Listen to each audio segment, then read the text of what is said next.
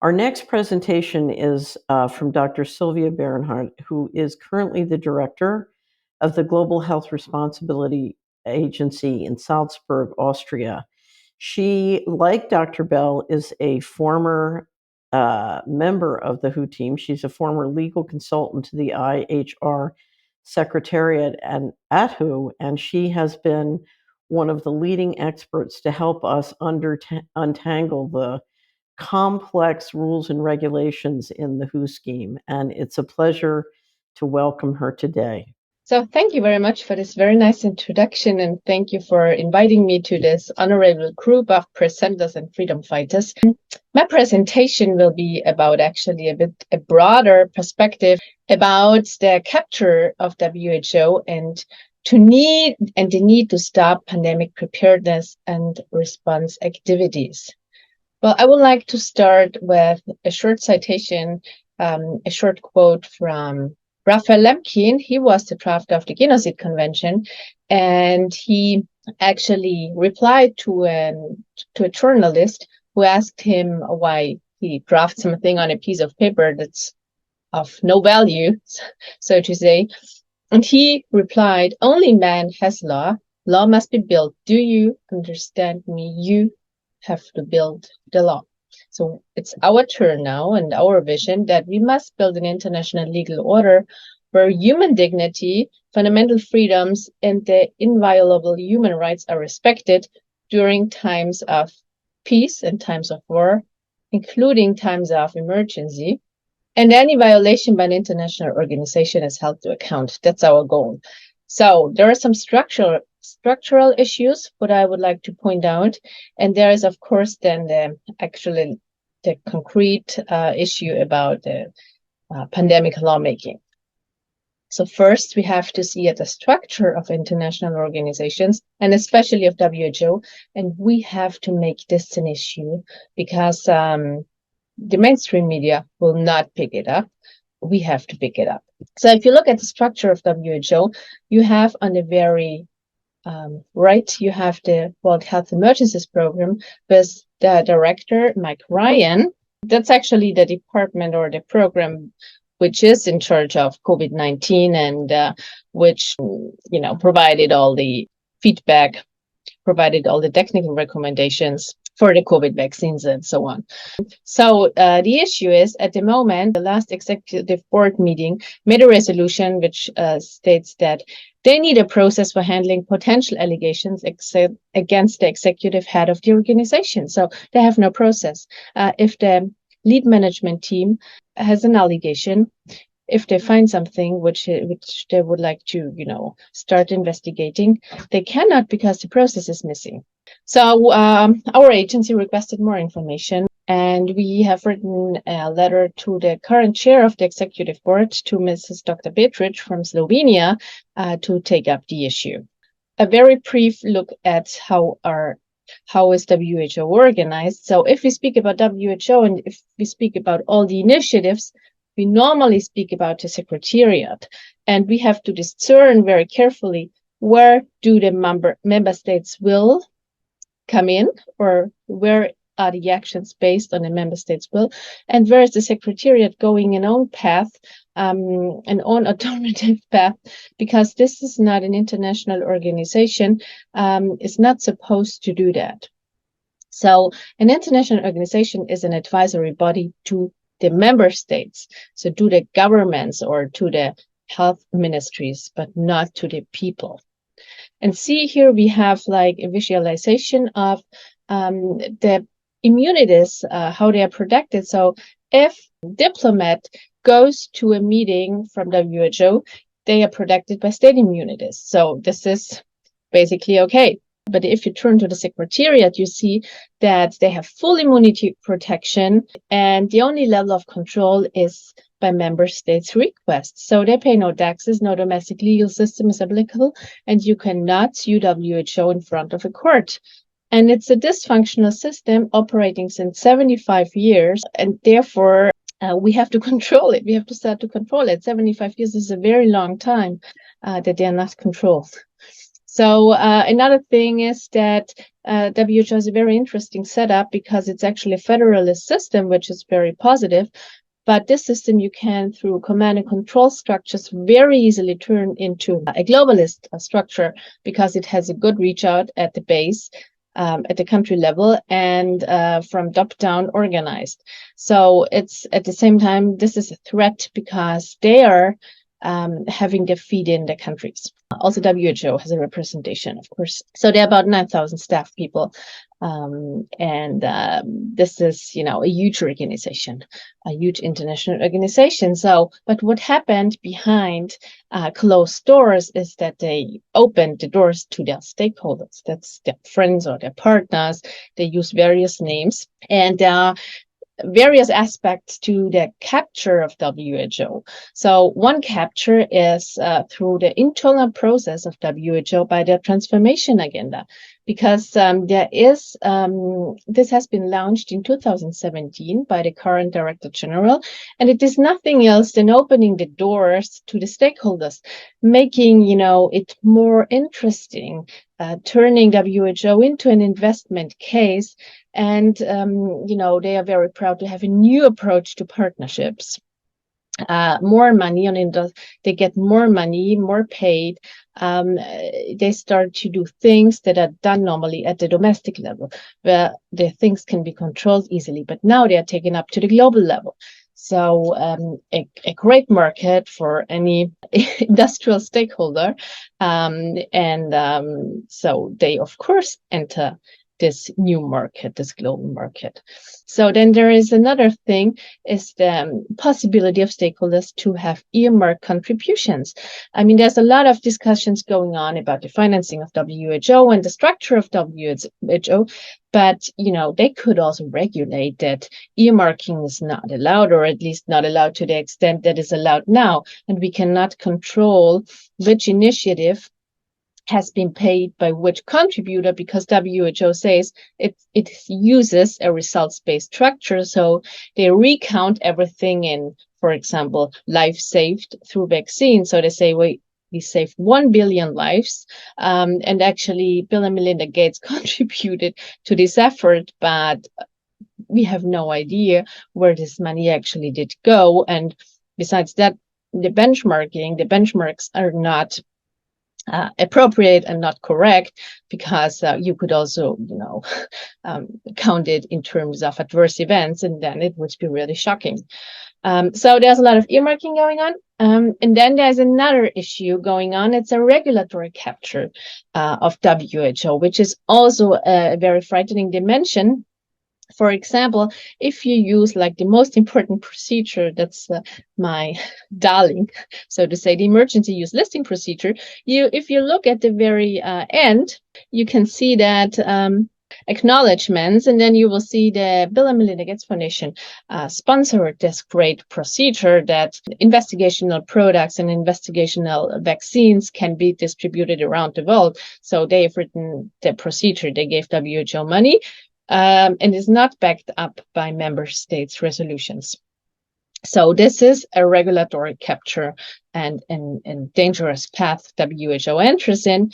And then on the other side, you have a general WHO reform where the stakeholders complain very much that decisions are taken and then they are allowed to speak. So this is kind of an imperfect situation for a stakeholder, because they need to talk before the decision is taken. And they got, of course, they were successful with their request, and now they are heard before the member states take their decision in WHO. And this is another very troubling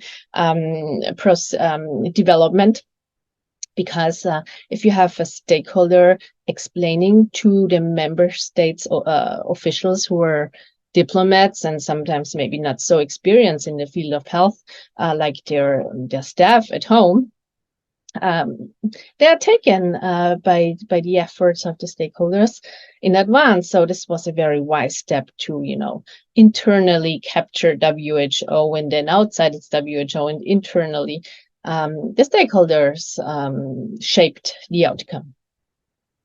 So, and then you have the treaty negotiations procedure, where we can see that this is also very much in the hands of stakeholders. For example, we have here just two procedures, the working group on the IHR and the intergovernmental negotiations body, and both have very, very high input from stakeholders. I think probably it's 80% to 20, if at all.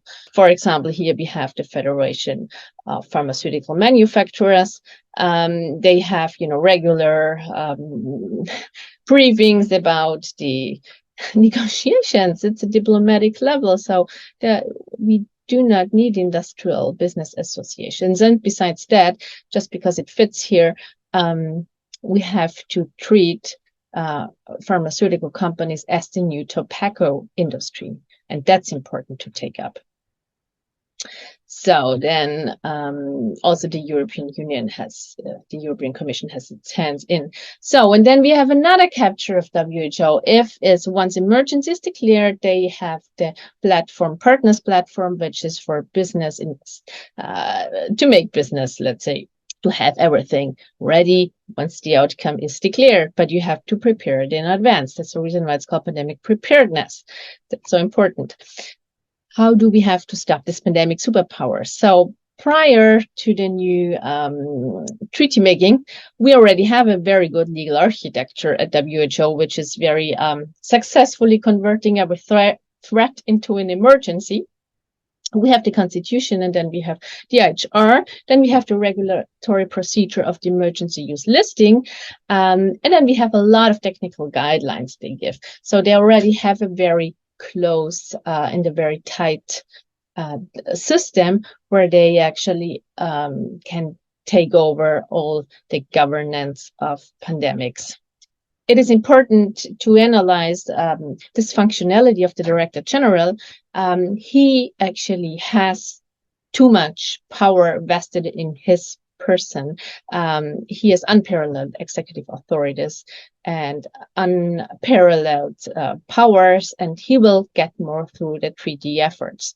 So if you look at this, you can see that's only, some of his legal and factual authorities, which are very worrying. Besides the fact that he can clear a fake, he also advises the public directly, and this is a very novel tool of an international organization, because you will not know other director generals who advise to the people to get vaccinated and to directly take on their bodily integrity.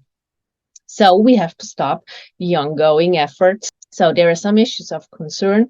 One is the WHO surveillance and One Health issue. You can see, for example, here the WHO BioHub, which is very dangerous. They store all the dangerous pathogens. Then for example, we have already the laboratory networks established. They're already functioning. They're established. We have the standard material transfer agreements of the pandemic influenza preparedness framework, which is ongoing, and it will be now integrated into the pandemic treaty. So we have the issue of One Health. Meryl Ness will speak about this more, so I can skip it. And we have the WHO superpowers. And I think this is a very fluent and a very dynamic danger, so to say, because it has executive, regulatory, and legislative aspects, which international law is not ready for, and which the people let the people or leave the people alone without any control. So the DG will have more executive powers to declare emergencies. So this power will be boosted, let's say. For example, he did a monkeypox. He actually went all on himself alone without the advice of the emergency committee. And then we have already the emergency use listing procedure, which uses the pre-emergency. You see this here visualized in this little chart where from the procedure where it says pre-emergency, and at the pre-emergency, that's long before an emergency is. There's no emergency at all. That's the normal state of the art, that they open the doors for the industry. And then WHO has this regulatory power to actually authorize pandemic products, which they do already. And those products are not according to the standards we use in peace times. It's according to investigational products, and they make their own rules. And these rules are not in line with, drug safety as it used to be. Then you have the huge disclaimer that WHO cannot be brought for a court, in front of court, no liability, nothing. So we have to see those aspects in legal terms, and we have to take those aspects up because, they are very afraid that we bring them in front of a court. But we should follow all the advice, get vaccinated, and if we have a problem, nobody will help us. We have to help ourselves. So that's the reality. So then they even established a no-fault compensation mechanism, which is also something only a distraction, because it does not give you back what you lost. It's only a lump sum. The most troubling scenario is that if WHO gets legislative powers, what would mean they have the authority to have mandatory advice, let's call it advice, mandatory temporary recommendations. So they would say which countermeasures the states have to implement. And I think this would vest the Director General with a huge superpower nobody could control, and it would even go beyond the powers of the Security Council, which is more or less thought to be adopted by consensus, or at least by some member states. But here we have one political person, an international officer who is super protected by international immunity, who has such a huge political power to go all on his own and who is uncontrollable. So to recommend things that could split up society and even stop the economies working, that's not possible. So the emergency committee, now we have the fake of COVID and Mpox ended, but this does not mean it will end. So I will skip all the others, and just one thing is very interesting, because that's also like one of the most important ones, is that WHO controls the media. Please look at all those partnerships of big IT with WHO. I think this is creating a huge monopoly power, and it's in no way democratic to influence the global opinion, to be the global opinion leader of narratives. So you can skip through my presentation. We will leave it somewhere, and the end is civil society has to take action. We need to build a legal order where we criminalize some issues like the gain of function research, pandemic profiteering. So some very specific things have to be under criminal law. Then we have to, for the regulations, we have to implement responsibility, accountability, and transparency, because we do not need another committee at the global level. No other committee which is uncontrollable. It has to be disclosed. Everything has to be disclosed and be transparent. This is, I think, one tool to convert the global powers. And individual must have the right to hold international organizations accountable. So this was a lot in some overtime, and thank you so much. And I hope we can proceed with our efforts. Thank you. Bye.